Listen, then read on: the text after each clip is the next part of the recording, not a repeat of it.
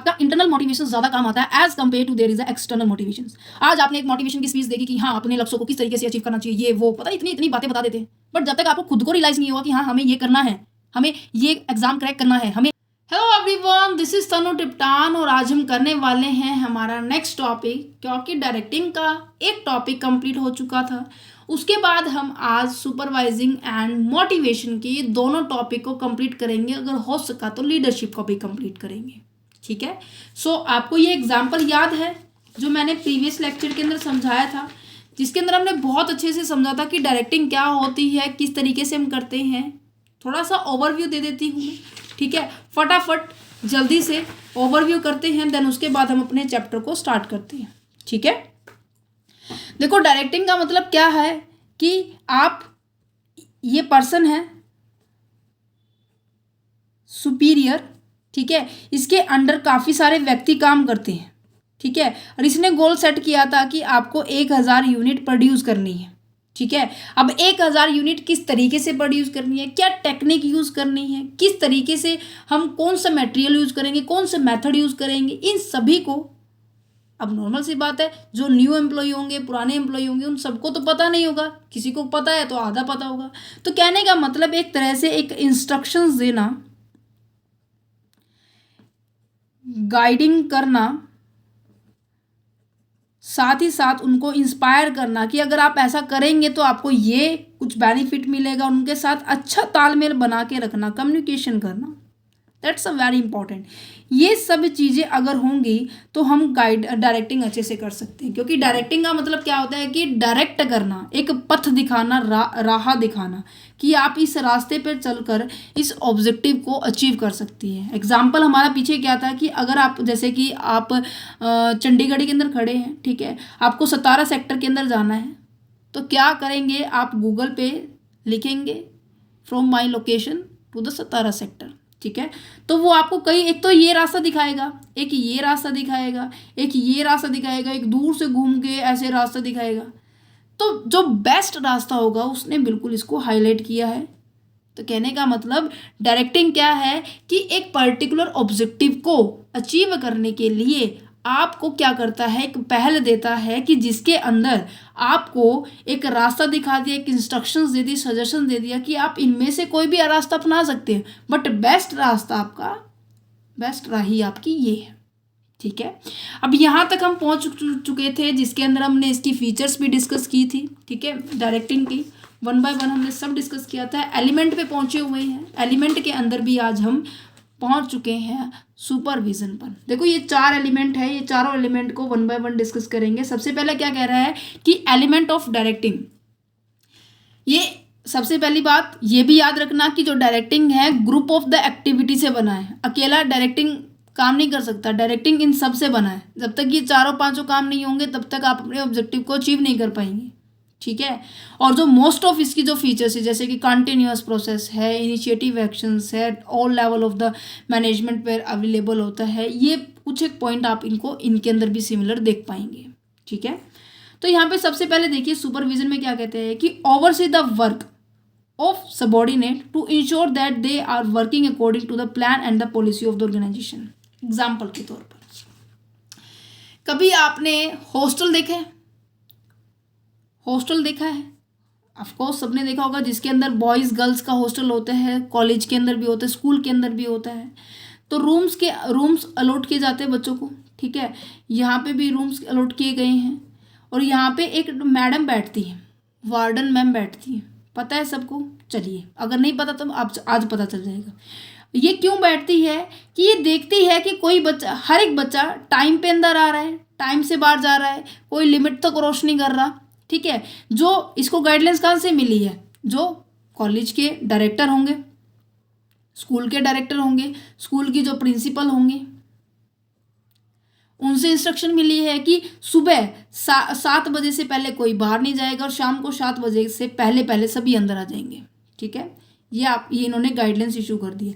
तो ये इस चीज़ को सुपरवाइज करेगी कि जो प्लान इन्होंने मुझे दिया है, कि ये जो क्राइटेरिया इन्होंने दिया है, क्या ये फुलफिल हो रहा है, बच्चे इस चीज़ को अप्लाई कर रहे हैं, नहीं कर रहे तो इनको पर पेनल्टी लगा दो, फीस लगा दो, ठीक है, फाइन लगा दीजिए, पनिशमेंट दे दीजिए, कुछ भी करिए, बट ये अप्लाई होना चाहिए। तो ये एक तरह से सुपरविजन का काम है, मतलब कि एक वॉच डॉग की तरह काम हो रहा है, देखा जा रहा है, इसमें केवल सर्विस दी जाती है। सुपरविजन एक तरह से सर्विस है। तो यहाँ पे क्या लिख सकते हैं, ओवरसीइंग द वर्क, ये जो वर्ड है ना इसलिए यहाँ लिखा हुआ है, ओके।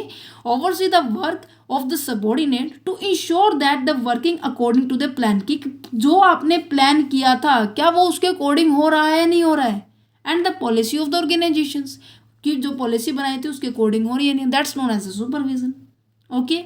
चलिए सेकंड पॉइंट आ जाता है मोटिवेशन। मोटिवेशन क्या होता है? अब आप बहुत से बच्चे ऐसे होते होंगे कि जो यूट्यूब से मोटिवेशन स्पीच लेते हैं, मोटिवेशन सेशंस देखते हैं, बहुत बच्चे होंगे, बट मैं आज आपको एक्चुअल मोटिवेशन का मतलब बताने जा रही हूँ, ठीक है। वैसे जो मोटिवेशन आपकी इंटरनल है, आपका इंटरनल मोटिवेशन ज़्यादा काम आता है as compare to there is a external motivations. आज आपने एक मोटिवेशन की स्पीच देखी कि हाँ अपने लक्ष्यों को किस तरीके से अचीव करना चाहिए, ये वो पता नहीं इतनी इतनी बातें बता देते हैं, बट जब तक आपको खुद को रियलाइज़ नहीं होगा कि हाँ हमें ये करना है, हमें ये एग्ज़ाम क्रैक करना है, हमें अपनी +2 का एग्ज़ाम, अपने BCom, MCom, MBA, BBA, इन सब के एग्ज़ाम करने के बाद हमें एक अच्छी जॉब को अचीव करने के लिए हमें क्या करना पड़ेगा, एक गवर्नमेंट एग्ज़ाम को भी क्रैक करना पड़ेगा। जब तक आपको अंदर से मोटिवेशन नहीं आया, जब तक आपको इंटरनली भावना नहीं आने वाली, आंतरिक भावना नहीं आने वाली, तब तक आप एक सक्सेस पर्सन नहीं बन सकते। समझ पा रहे हैं? तो यहाँ पे जो मोटिवेशन का जो शब्द है वो मोटिव से ड्राइव होता है, क्योंकि हर एक काम करने के पीछे कोई ना कोई मोटिव होता है। अब मेरा इस वीडियो को बनाने का मोटिव क्या है कि सभी बच्चों तक ये जो चैप्टर है ना, सभी बच्चों को ये लगता है कि बहुत मुश्किल चैप्टर है, और मैं ये कह रही हूँ कि अगर एक बार आपने अच्छे से समझ लिया ना तो उसको ज़िंदगी भर नहीं भूलेंगे।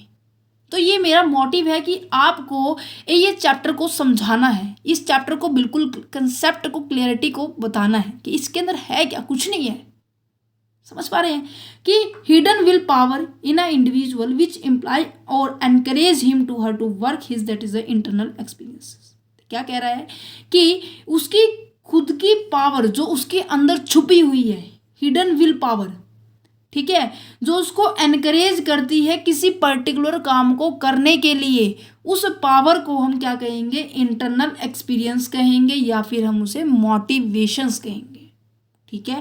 डेफिनेशन की अगर बात की जाए कॉन्स एंड ऑर्डिनल के द्वारा कि to motivate is to be induce people to act in a desire manner, कि लोगों को इस तरीके से प्रभावित करो, इंड्यूस करो, किस तरीके से इन्फ्लुएंस करो कि जिससे कि वो डिज़ायर अपने ऑब्जेक्टिव को अचीव कर सके।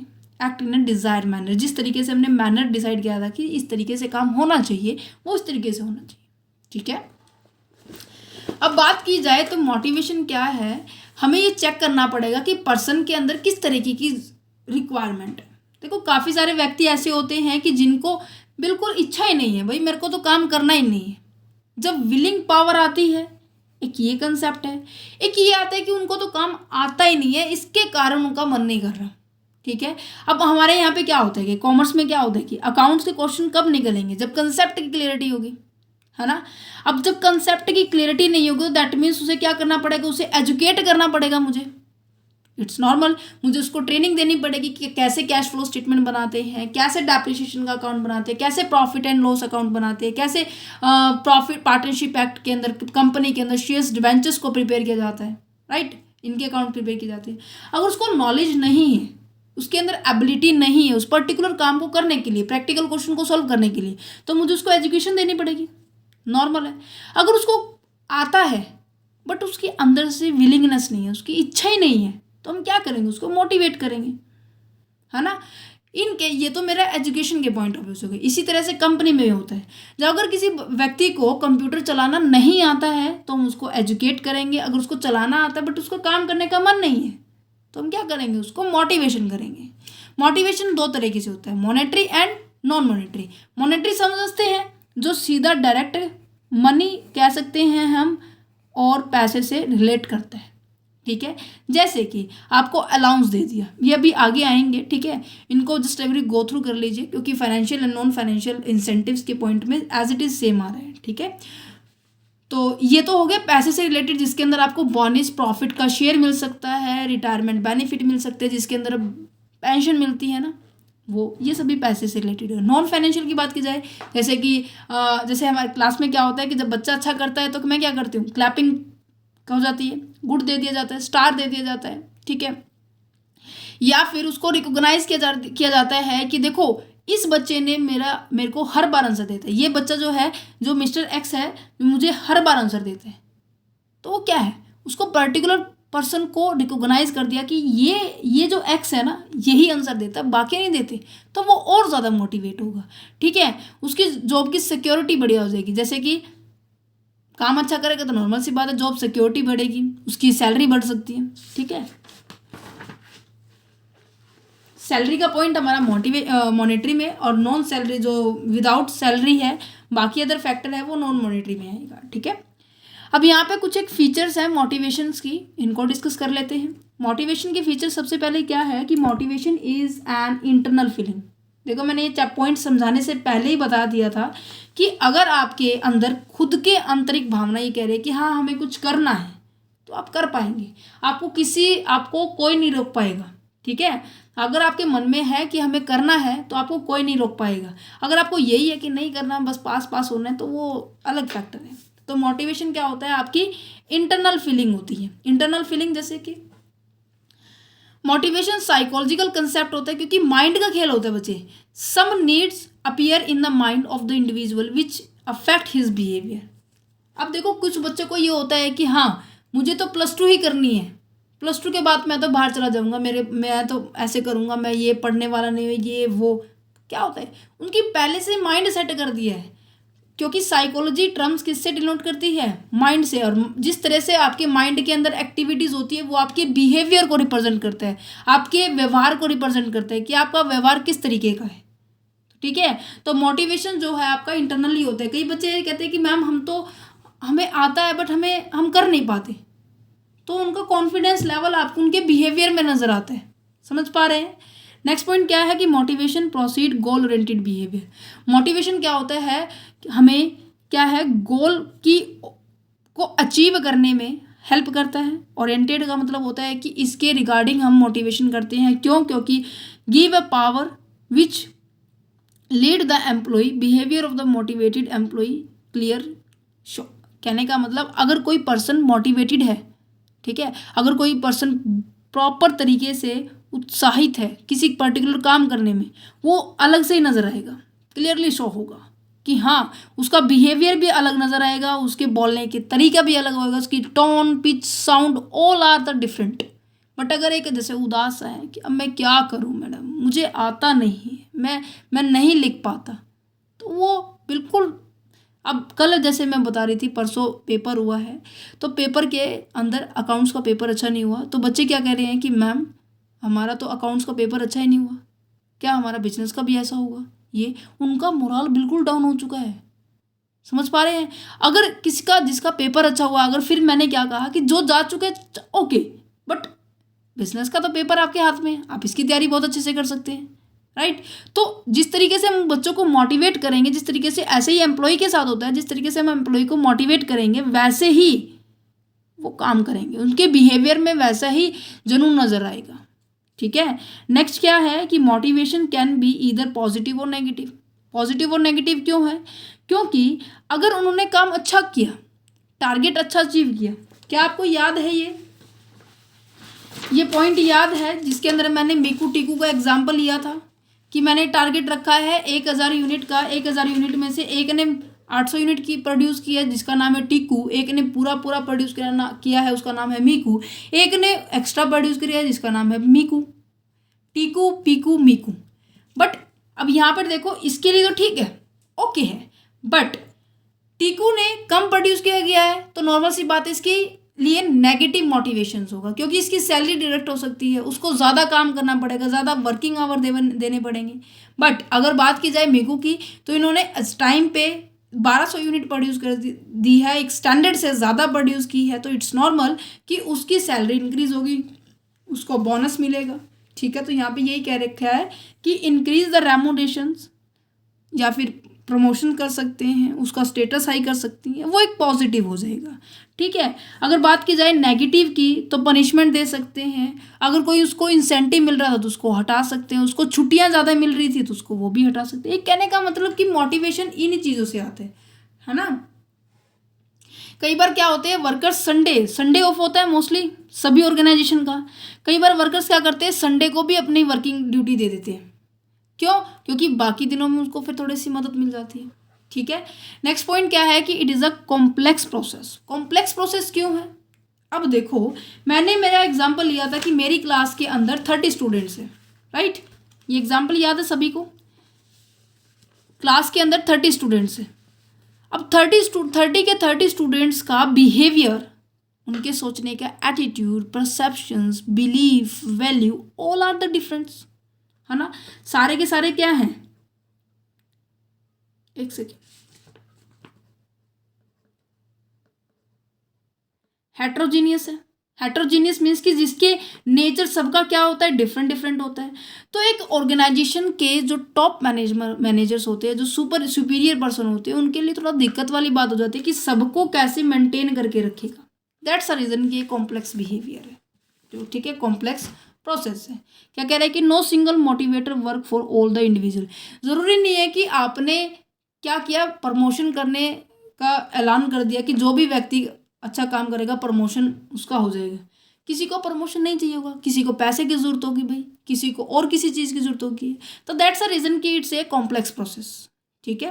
Every individual has a different desire, expectations, perceptions, reactions. हर एक चीज़ डिफरेंट होती है, किसी को आप जज नहीं कर पाएंगे। समझ पा रहे हैं? चलिए जी, अब यहाँ पे सबसे इम्पोर्टेंट एक और पॉइंट आ जाता है कि जो मोटिवेशन के अंदर एक नीड हायरार्की आती है। ठीक है, जिसके अंदर हम डिस्कस करेंगे। बहुत अच्छा पॉइंट है ये, 1 बाय 1 डिस्कस करेंगे। ठीक है, एक एग्जाम्पल लेते हैं। इस एग्जाम्पल के थ्रू हम क्या पढ़ रहे हैं, मोटिवेशन की नीड हायरार्की। ठीक है, मोटिवेशन की नीड हायरार्की यूज कर रहे हैं। अब देखो, नॉर्मल सी बात है, हर एक पर्सन की जो नीड है अलग अलग है ना। किसी की कुछ होगी तो किसी की कुछ होगी, किसी को ज़्यादा इंपॉर्टेंस आपके स्टेटस से होगा, किसी को ज़्यादा इंपॉर्टेंस आपकी प्रॉपर्टी से होगा, किसी को कुछ, मतलब हर एक की जो रिक्वायरमेंट है ये सभी की सभी क्या है, ये काउंटलेस है। इसको हम काउंट नहीं कर सकते, इनकी डिज़ायर्स, ठीक है, wants, all are the different. So इसको, इन सभी को बेस मानते हुए एक पर्सन आया, कहता है ठीक है तुम सब अपनी जगह पे बिल्कुल ठीक हो, मैं एक निकाल रहा हूँ प्रोसेस जिसके अंदर सबको कंप्लीट कवर किया जाएगा, जिसका नाम क्या है, अब्राहम मास्लो। याद रहेगा ये नाम। अब्राहम मास्लो ने नीड हायरार्की थ्योरी दी थी, वो भी किसकी, मोटिवेशन की बच्ची। Is it clear? चलिए, इन्होंने कहा कि सबसे पहले बेसिक सोशोलॉजिकल नीड कंप्लीट होनी चाहिए। दैट मीन्स जो पहली नीड होगी जिसके अंदर क्या इंक्लूड होगा, आपकी बेसिक नीड इंक्लूड होगी। बेसिक नीड समझते हैं, जिसके बिना आप बिल्कुल भी मतलब सर्वाइव नहीं कर पा सकते। मीन्स कि एक सर्वाइव सरकमस्टांसिस चाहिए। जैसे कि आपको जीवित रहने के लिए क्या चाहिए, आपको भूख लगेगी, आपको प्यास लगेगी, राइट, आपको घर चाहिए, आपको नींद भी प्रॉपर चाहिए। मीन्स कि एक ऐसी थिंग्स, ऐसी प्रॉपर थिंग्स जो एक बेसिक है, हर एक पर्सन को चाहिए। ठीक है, रोटी कपड़ा मकान कहते हैं ना, कि अगर ये है तो आप रह सकते हैं। तो रोटी कपड़ा मकान आपकी फर्स्ट नीड है, जिसको हम क्या कहेंगे, बेसिक सोशियोलॉजिकल नीड कहेंगे। Is it clear? समझ में आ गया? समझ में आ गया। चलिए जी, उसके बाद हम नेक्स्ट पॉइंट पे पहुंचते हैं कि अगर, चलो ऐसे भी हो सकता है कि कुछ ऐसे डायरेक्ट पर्सन हैं कि जिनकी ये नीड कंप्लीट हो चुकी हो, तो वो कौन सी नीड में जाएंगे, वो आगे जाएंगे कि वो सोचेंगे कि उनकी प्रॉपर क्या हो, सिक्योरिटी हो, कि जिस काम में वो काम कर रहे हैं उनकी लाइफ की सिक्योरिटी, उसकी फैमिली की सिक्योरिटी हो, जिस उनकी उनकी इनकम लेवल की सिक्योरिटी हो। ठीक है। तो कहने का मतलब कि पर्सन जो है किससे फ्री होना चाहिए, फिजिकल और इमोशनल डेंजर से। फिजिकल और इमोशनल क्या है कि इमोशनल तो नॉर्मल सी बात है, उसकी फैमिली होगी, उसकी फैमिली के लिए प्रोटेक्शन चाहिए, सिक्योरिटी चाहिए। फिजिकल की बात की जाए कि कहीं उसका एक्सीडेंट ना हो जाए, कहीं वो उसको ही कुछ ना हो जाए, तो वो क्या है, एक फिजिकली बात की जाती है। जैसे कि जॉब सिक्योरिटी है, जॉब, उसको जॉब से नहीं निकाल दिया जाए कभी। कई बार ऐसा होता है कि इनकम लेवल क्या होता है, कभी बढ़ रहा है, कभी घट रहा है, कभी बढ़ रहा है, कभी घट रहा है। तो इस इनकम लेवल को स्टेबल लेके आना, ठीक है, वो सिक्योरिटी में आ जाएगी। सिक्योरिटी भी बोल सकते हैं हम इसको, कहेंगे सेफ्टी नीड कहेंगे। Is it clear? नेक्स्ट उसके बाद आ जाता है कि अगर आपकी सेफ्टी और सिक्योरिटी नीड कंप्लीट हो जाती है तो क्या होगा, आप एक सोसाइटी सोशल नीड को कंप्लीट करने के लिए आगे बढ़ेंगे। सोशल नीड समझते हैं कि आप एक रिलेशनशिप क्रिएट करने की बात कर रहे हैं कि समाज में मेरे भी किसी के साथ रिलेशन होना चाहिए, मेरा भी लव एंड अफेक्शंस का बिलोंगिंगनेस होनी चाहिए। ठीक है, कहने का मतलब कि आप ये चाहेंगे कि मुझे भी इस समाज में क्या किया जाए, एक्सेप्ट किया जाए। जैसी भी मेरी एक्टिविटी है, जैसा भी मैं काम परफॉर्म कर सकता हूँ, जिस भी कैटेगरी से मैं बिलोंग करता हूँ, मुझे उस समाज में, मुझे उस सोसाइटी के अंदर क्या किया जाए, एक्सेप्ट किया जाए। सोशल नीड चाहिए, उसको प्यार चाहिए। समझ में आ रहा है? उसके बाद आ जाता है कि मान लीजिए उसकी बेसिक नीड भी कंप्लीट हो गई है, सिक्योरिटी भी कंप्लीट हो गई है, उसको पेंशन दे दी गई है, उसको जॉब सिक्योरिटी भी हो गई है, उनकी इनकम में स्टेबिलिटी आ गई है, सब हो गया है। अब सोशल नीड भी कंप्लीट हो गई है, उसका समाज में एक अच्छी जान पहचान बन गई है। उसके बाद आता है एस्टीम नीड। एस्टीम नीड का मतलब समझते हैं बच्चे? एस्टीम नीड का मतलब होता है जब आप अपने स्टेटस, आप अपने अपने सेल्फ रिस्पेक्ट के रिगार्डिंग, अपनी ऑटोनमी, अपने स्टेटस, अपने रिकॉग्नाइजेशन, अपनी अटेंशन के रिगार्डिंग आप काम करती हैं, उनके ऊपर फोकस किए। कहने का मतलब जब आप अपने स्टेटस के लिए, ठीक है, अपने स्टेटस के लिए या फिर अपनी प्रेस्टीज के लिए, इज्जत के लिए, या फिर आप किसी भी तरह से हम बोल सकते हैं अपने आत्मविश्वास को और बढ़ाने के लिए आप कोई काम करते हैं, उससे हम कहेंगे स्टीम नीड।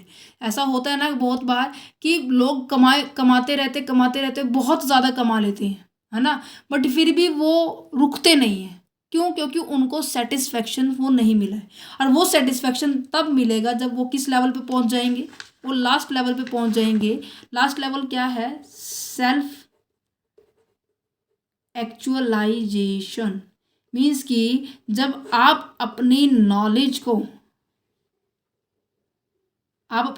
को एनहांस करेंगे और ज़्यादा एनहांस करेंगे, ठीक है, एक विज़न के ऊपर पहुंचने के लिए, बेस्ट विज़न तक पहुंचने के लिए आप उसके लिए आप मेहनत करेंगे, खुद की नॉलेज को एनहांसमेंट करने के लिए वो आएगी। तो कहने का मतलब सबसे पहले सोशोलॉजिकल नीड आती है, देन उसके बाद सिक्योरिटी नीड आती है, फिर एक सोसाइटी नीड आती है, फिर सेल्फ अस्टीम आती है, सॉरी स्टीम नीड आती है, और देन उसके बाद सेल्फ एक्चुअलाइजेशन। एक पैरामिड बनेगा बच्चे। क्या बनेगा? पैरामिड बनेगा। आपकी बुक के अकॉर्डिंग में दिखाती हूँ उन्होंने कैसे बनाया हुआ है पैरामिड। डायरेक्टिंग है ना ये कंसेप्ट। ओके, ये देखो, क्या सब बच्चों को नज़र आ रहा है? तो सबसे पहले क्या थी, उसकी बेसिक नीड उन्होंने कंप्लीट की है। देन उसके बाद उन्होंने सेफ्टी कह लीजिए, सिक्योरिटी कह लीजिए, इसको कंप्लीट किया है। देन उसके बाद एफिलिएशन एंड बिलोंगिंगनेस, या फिर हम कह सकते हैं सोशल नीड को उन्होंने कंप्लीट किया है। देन उसके बाद एस्टीम नीड, इगोसेंट्रिक नीड भी बोल सकते हैं, सेल्फ एक्चुअलाइजेशन मीन्स कि टॉप लेवल पर हम क्या करने वाले हैं, अपनी नॉलेज को एनहांस करने वाले हैं। ठीक है, आप अपने ऊपर इन्वेस्ट करने वाले, अपनी ग्रोथ करने वाले, अपने अचीवमेंट्स लेने वाले। ठीक है, तो ये पैरामिड बनेगा, सीक्वेंस ऑफ द सेटिस्फेक्शन। आप किस तरीके से आप अपने खुद को सेटिस्फाइड करते आ रहे हैं। ठीक है, ये है अब्राहम मैस्लो जी, जिनका जन्म 1908 से लेकर 1970 तक उनकी लाइफ टाइम रही थी। ठीक है, ओके। अगर आपको ये नोट्स चाहिए जो मैं आप जिन नोट्स से मैं पढ़ा रही हूँ, अगर वो नोट्स चाहिए तो वो भी मिल जाएंगे आपको, कोई इश्यू वाली बात नहीं है। आप डिस्क्रिप्शन में व्हाट्सएप नंबर गिवन है, ईमेल आईडी गिवन है, वहाँ पे मैसेज कर सकते हैं। पर PDF आपको 9 रुपीज़ चार्ज करने पड़ेगी। ठीक है, अब यहाँ पे आ जाता है कि hierarchy of individual and the organisations related need. देखो, हर एक सिस्टम की अलग अलग नीड होती है। इंडिविजुअल नीड देखो, अभी हमने पढ़ा कि अपनी हंगर होने वाली है, इनकम स्टेबल होने वाली है, जिसके अंदर हम सिक्योरिटी का पॉइंट पढ़ा था। फ्रेंडशिप के अंदर हमने सोशल का पढ़ा था। स्टेटस के अंदर हमने स्टीम नीड को पढ़ा था। सेल्फ एक्चुअलाइजेशन के अंदर हमने खुद की ग्रोथ के बारे में बात की। बट एक ऑर्गेनाइजेशन की बात की जाए तो ऑर्गेनाइजेशन में एक एम्प्लॉय है तो वो क्या चाहेगा, उसकी बेसिक नीड क्या होगी कि उसकी सैलरी अच्छी हो। सैलरी अच्छी होने के बाद कि क्या चाहेगा, वो सिक्योरिटी चाहेगा कि जिस ऑर्गेनाइजेशन में वो काम कर रहा है उसको जब वो छोड़ेगा, छोड़ने के बाद भी तो भाई सर्वाइव करना है, तो उसके पास एक पेंशन प्लान होना चाहिए, फाइनेंशियल प्रॉपर सिक्योरिटी होनी चाहिए। तो उसके लिए उन्होंने क्या कर दिया, पेंशन प्लान की बात की जा रही है। देन उसके बाद की बात आ जाती है कि कोऑर्डिनल रिलेशन विद द कलीग्स के साथ क्या बनाना, एक अच्छा रिलेशनशिप बनाना, वो यहाँ पर आ जाते हैं। देन उसके बाद आ जाता है जॉब टाइटल, जॉब के अंदर एक अच्छा स्टेटस मेंटेन करना, ये ऑर्गेनाइजेशन का 4th नंबर की नीड है।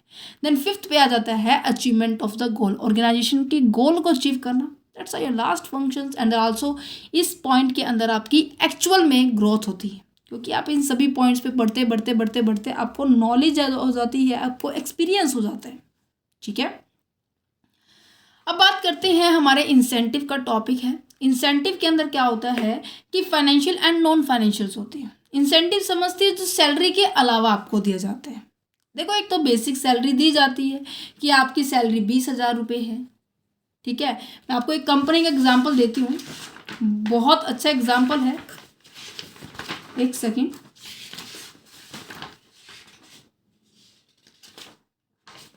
यस, एक कंपनी का एग्जांपल क्या है कि ये कंपनी है XYZ।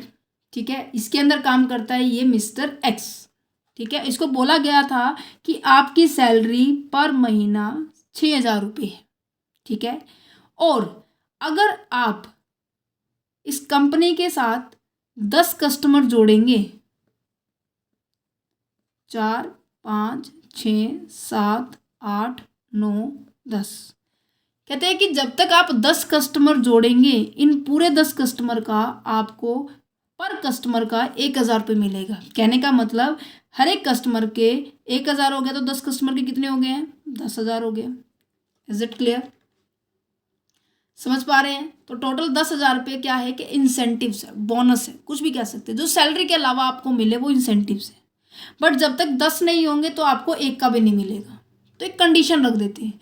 तो नॉर्मल सी बात है, एक तो 6,000 में सैलरी में काम कर रहा है, फिर उसको 10,000 रुपये तब मिलेंगे जब उसने 10 कस्टमर कंपनी के साथ जोड़े। अब ये तो एक एम्प्लॉई है, क्या कंपनी में एक ही एम्प्लॉई काम करेगा? नहीं, एम्प्लॉय कंपनी के अंदर बहुत सारे काम करेंगे। अगर हर एक पर्सन 10-10 एम्प्लॉय लेकर आया है तो इट्स नॉर्मल कि कंपनी के साथ कस्टमर का रिलेशनशिप अच्छा हो जाएगा, कस्टमर और कंपनी का अच्छा रिलेशनशिप हो जाएगा, इनकी सैलरी बढ़ जाएगी, है ना। बट सैलरी तब बढ़ेगी जब ये टारगेट जो है आप अचीव कर लेंगे।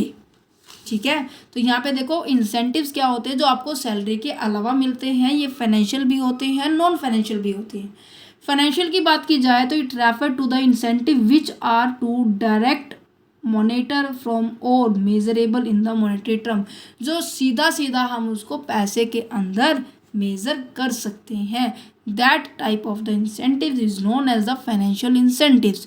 नॉन फाइनेंशियल के अंदर क्या होगा कि जिसको आप पैसे के अंदर नहीं माप सकते, सिंपल। ठीक है, ये इंसेंटिव्स किस में काम करता है? देखो मैं हमने ये क्या किया है, एक हायरार्की पढ़ी है ना। अब ये देखो यहाँ तक, यहाँ तक आपको क्या चाहिए था, पैसे की नीड थी। यहाँ पे भी आपको खुद की सिक्योरिटी चाहिए थी। यहाँ पे भी क्या था, आप खुद की सोशल नीड को कंप्लीट कर रहे थे। ये एक छोटे लेवल हो गए। बट अगर बात की जाए इतने बड़े लेवल पर, इनको पैसों की ज़रूरत नहीं है, इनको अपने स्टेटस से बात की जा रही है, ये नॉन फाइनेंशियल की बात की जा रही है। तो यहाँ पर जब नॉन फाइनेंशियल की बात की जा रही है ना, तो यहाँ पर टॉप लेवल की बात की जाएगी, और फाइनेंशियल के अंदर ये 3 लेवल काम करेंगे। क्लियर, समझ में आ गया? तो यहाँ पे देखो क्या लिखा हुआ है, these incentive help in satisfaction of the top hierarchy need like the esteem and the self actualisation. जो टॉप लेवल पे काम कर रहे हैं उनके लिए ये नॉन इंसेंटिव, नॉन फाइनेंशियल। तो फाइनेंशियल तो हमारा किसके लिए है, नीचे वाले के लिए। समझ पा रहे हैं? अब इसके पॉइंट्स पढ़ लेते हैं, कौन कौन से टॉपिक्स, कौन कौन से पॉइंट ऐसे हैं जो फाइनेंशियल में आएंगे, कौन कौन से पॉइंट ऐसे हैं जो नॉन फाइनेंशियल में आएंगे। ठीक है, देखो सबसे पहले क्या है, पे एंड अलाउंस।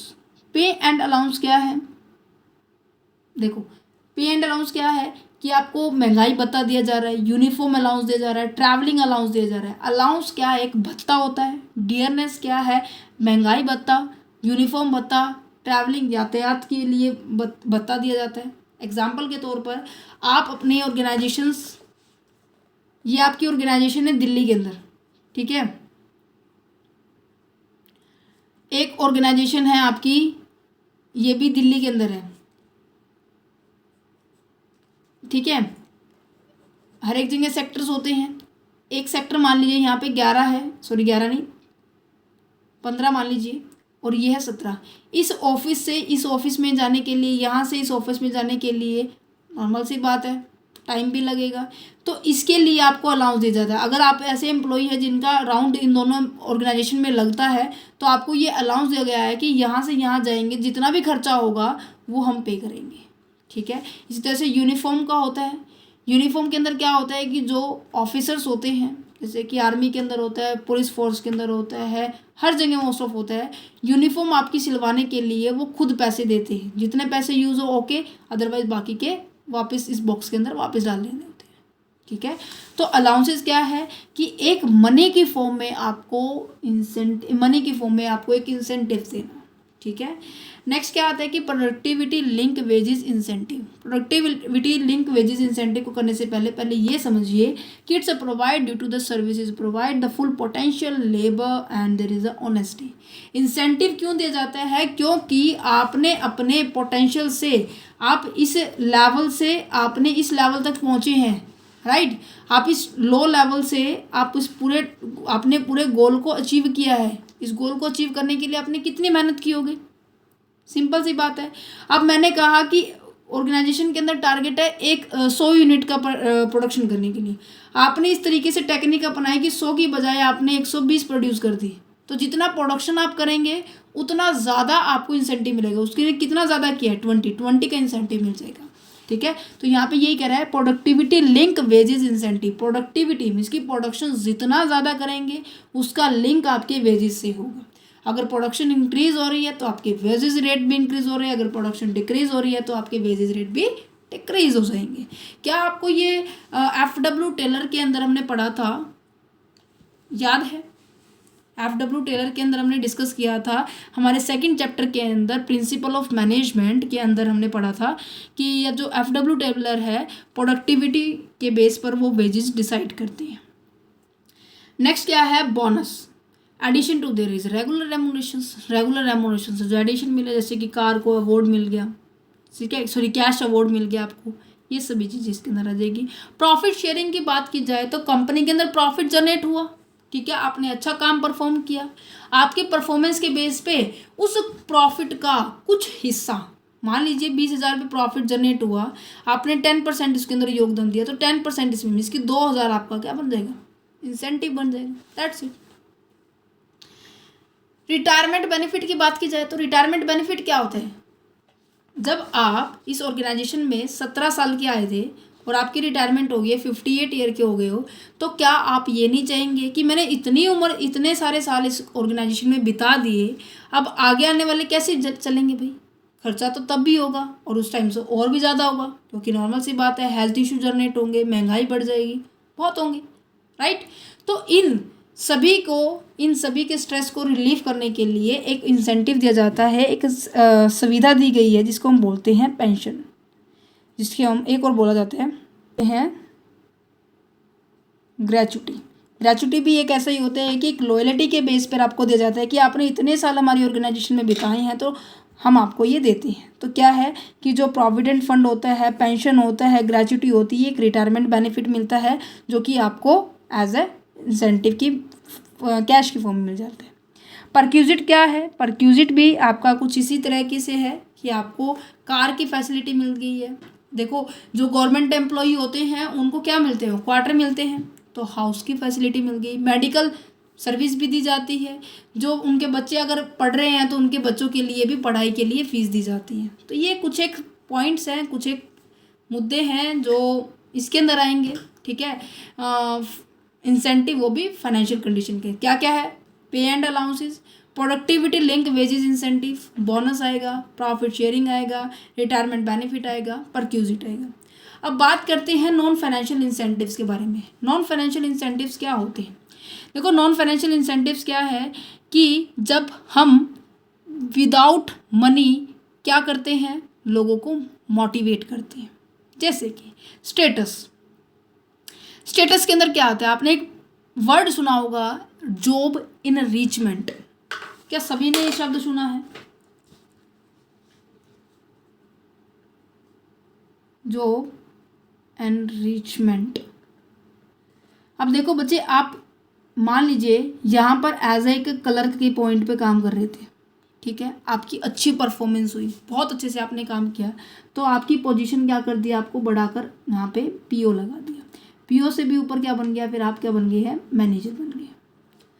तो क्या क्लर्क की जो रिस्पॉन्सिबिलिटी थी, क्या पीओ की सेम रिस्पॉन्सिबिलिटी होगी? बिल्कुल भी नहीं। क्या क्लर्क की जो सैलरी होगी, यहाँ पे थी रिस्पॉन्सिबिलिटी, क्या सैलरी भी सेम होगी? जो इसको अथॉरिटी दी हुई थी, क्या पीओ की भी मिलेगी सेम? कहने का मतलब जॉब एनरिचमेंट का मतलब होता है जब आपकी salary, status, responsibility, authority all are increase with your job, that's known as a job enrichment. तो स्टेटस के अंदर यही आता है जब हम क्या करते हैं, अपनी पोजीशंस के अंदर रैंकिंग होती है, इसके आप आगे बढ़ते हैं। Rank of employ is directly linked with there is a authority, responsibility and reward. समझ पा रहे हैं? तो उसका स्टेटस हाई हो जाता है। नेक्स्ट क्या है, ऑर्गेनाइजेशनल क्लाइमेट। कहने का मतलब एक ऑर्गेनाइजेशन के अंदर का इन्वायरमेंट कैसा है। अगर इन्वायरमेंट बहुत अच्छा है, अच्छा हो रहा है, अच्छी फैसिलिटी प्रोवाइड की जा रही है, वहाँ पर कम्युनिकेशन स्किल बहुत अच्छी है, एक दूसरे से बिहेवियर बहुत अच्छे से किया जाता है, तो इट्स नॉर्मल कि वहाँ पर मन अच्छा लगेगा और अच्छे से काम कर पाएंगे। तो better organisation climate influence the individual behaviour. एक अच्छा ऑर्गेनाइजेशन का जो इन्वायरमेंट है, क्लाइमेट है, वो उसके बिहेवियर को ज़रूर इफेक्ट करेगा। अगर ऐसी ऑर्गेनाइजेशन में काम करें जहाँ पे बोलने की अकल नहीं है, ठीक है, तू तड़ाक करके बोल रहे हैं, अपने सुपीरियर का पता नहीं है, अपने सबॉर्डिनेट का पता नहीं है, सब एक दूसरे से ऐसे ही बोल रहे हैं, तो क्या आपको मन लगेगा? बिल्कुल भी नहीं लगेगा। ठीक है, ये पॉइंट और रहते हैं, देन हमारा मोटिवेशन का कंसेप्ट बिल्कुल कंप्लीट हो जाएगा। नेक्स्ट आ जाता है career advancement opportunity. Career advancement opportunity का मतलब क्या है कि इन केस कई बार ऐसा होता है कि आप किसी काम को करते जा रहे हैं, आपको ये नहीं पता कि आपको आपके फ्यूचर में क्या करना है। जैसे मोस्ट ऑफ क्या होते हैं, 10th के बाद क्या सेलेक्ट करें, 10th के बाद क्या हम लें, क्या कौन सी साइड लें, हम मेडिकल लें, नॉन मेडिकल ले, कॉमर्स ले, आर्ट ले, आपको भी नहीं पता। तो एक कैरियर गाइडेंस वाले पर्सन आते हैं जो आपको गाइड करते हैं कि आपके ऑब्जेक्टिव से अटैच करके आप फिर उनको सिलेक्ट करने की बात करते हैं। इस तरह से ऑर्गेनाइजेशन में भी होता है कि जब आप अपनी स्किल्स को, अपनी नॉलेज को, अपनी कम्युनिकेशन स्किल को, एआई का यूज़ करना चाहते हैं, अपनी स्किल को इम्प्रूवमेंट करना चाहते हैं, तो वो कैरियर जो अपॉर्चुनिटी है, नॉर्मल सी बात है, आज के टाइम में एआई का बहुत ज़्यादा यूज़ हो रहा है। ठीक है, एआई की नॉलेज आप अगर ले लेंगे, इंटेलिजेंस, आर्टिफिशियल इंटेलिजेंस की नॉलेज लेंगे, तो नॉर्मल सी बात है कि फ्यूचर में आपका अच्छा ग्रोथ कर पाएंगे। तो ये भी एक नॉन कैश इंसेंटिव्स है। नेक्स्ट आता है जॉब एनरिचमेंट। ये मैंने इसलिए पहले समझाया क्योंकि वो एक दूसरे से रिलेट कर रहे थे। नेक्स्ट आ जाता है employ recognisation programme. Recognisation programme समझ रहे हैं, जैसे कि जब कोई टीम मैच जीत कर आती है ना, ये मैच हुआ था बास्केटबॉल का, ठीक है, और इस कॉलेज की, गवर्नमेंट कॉलेज की टीम जीत के आई है, ठीक है, तो उनको एनुअल फंक्शन के अंदर और या फिर नॉर्मल फंक्शन के अंदर उनको प्रॉपरली बुलाया जाएगा, उनको सम्मानित किया जाएगा, उनको बताया जाएगा कि हर एक टीम के मेंबर का नाम लिया जाएगा, आ जाओ स्टेज पे आ जाओ, तुम्हें सम्मानित किया जा रहा है। तो रिकॉग्नाइज करवाना मीन्स कि उनको दिखाना। इसी तरह से ऑर्गेनाइजेशन के अंदर होता है, जब एक पर्टिकुलर मीटिंग बिठा ली जाती है और उस मीटिंग के अंदर जितने भी मेंबर बैठे हैं ना, उन मेंबर में से कहेंगे कि इस व्यक्ति ने बहुत अच्छा टारगेट अचीव किया है, दैट्स अ गुड, है ना। तो उस पूरी मीटिंग में इस पर्सन को प्रॉपर वे से रिकॉग्नाइज करा दिया, बिल्कुल दिखलवा दिया है, ठीक है, कॉन्ग्रेचुलेशन दिला, ठीक है। नेक्स्ट पॉइंट आ जाता है जॉब सिक्योरिटी, उसकी जॉब पक्की कर देना, उसकी इनकम का लेवल एक जैसा कर देना, बड़ा घटा ना करके, ठीक है। जॉब के साथ साथ परमानेंटली ये बताना कि हाँ ये जॉब आपके लिए ही है, ठीक है। सिक्योरिटी का मतलब क्या है, stability about the income and the job, income और जॉब के बीच में स्टेबिलिटी आना। That's a reason why the people prefer to a permanent job with there is a less salary to there is a permanent temporary job with there is a more salary. बहुत अच्छी line लिखी हुई है। ये कहते हैं कि इसीलिए जो लोग होते हैं, जो नॉर्मल पर्सन होते हैं, वो उस जॉब को ज़्यादा प्रेफरेंस करेंगे जो क्या है, परमानेंट है। इवन सैलरी आपकी कम है, डजेंट मैटर, बट ये परमानेंट है। अगर आपकी सैलरी आपकी बहुत ज़्यादा है, 1 लाख रुपए पर महीने सैलरी है, बट ये टेम्परेरी है, क्या आप उसको प्रेफर करेंगे? बिल्कुल भी नहीं करेंगे। इसलिए कह रहे हैं कि जो आपकी जो जॉब है उसके अंदर सिक्योरिटी भी एक बहुत इंपॉर्टेंट रोल अदा करते हैं। एम्प्लॉय पार्टिसिपेशन मीन्स कि लोगों को, जो एम्प्लॉय है उनको पार्टिसिपेट करने का मौका दीजिए। एम्प्लॉय एम्पावरमेंट का मतलब होता है कि उनको पावर दीजिए, उनको अथॉरिटी दीजिए एक पर्टिकुलर टास्क को परफॉर्म करने के लिए। Is it clear? ठीक है। अब नेक्स्ट पॉइंट आ जाता है लीडरशिप। इसको हम नेक्स्ट वीडियो के अंदर करेंगे। अभी तक हमारे पास ये दोनों तीनों टॉपिक हो चुके हैं। हमने बोला था कि आपको, एक सेकेंड, अब हमारे पास क्या क्या हो चुके हैं, सुपरविजन हो चुका है, मोटिवेशन का कंप्लीट कंसेप्ट हो गया है। अब एक वीडियो के अंदर लीडरशिप करेंगे, एक के अंदर कम्युनिकेशन करेंगे, क्योंकि दोनों बहुत इंपॉर्टेंट है, थोड़ा सा लंबा भी है। उन सबको डिस्कस करेंगे one by one. Thank you for watching this video. Have a nice day.